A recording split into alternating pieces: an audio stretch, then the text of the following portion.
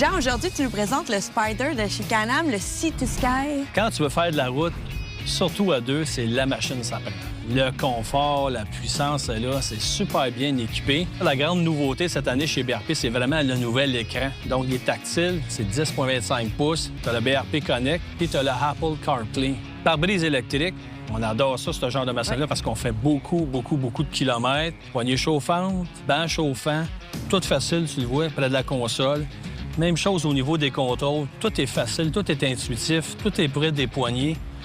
Puis dans cette version-là, bien, tu vois, c'est une couleur particulière aussi qui est super belle. Nouveau de cette année. Ce qui est le fun aussi, c'est que on peut enlever la partie du haut. OK. Puis ça devient comme un style bagger. Donc, ce qui voit, c'est que ça donne déjà... Tu peux changer le style. C'est ça, un peu plus style.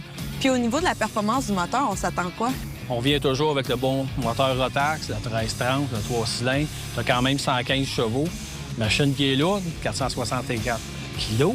Tu peux y aller 182 kilos. J'ai remarqué aussi que pour se mettre en renverse, on a changé un peu la façon de faire. Oui, tu as raison. C'est vrai, cette année, ils l'ont changé, parce qu'avant, c'était un petit peu compliqué. Maintenant, c'est facile. On y va au niveau de la poignée, un peu comme le Ryker. On pousse vers l'avant. Puis après ça, bien évidemment, on peut reculer. Avant, c'était un petit peu plus compliqué. Mais ça, c'est vrai, c'est une belle amélioration qu'ils ont faite cette année. Hey, super intéressant, Jean. Merci.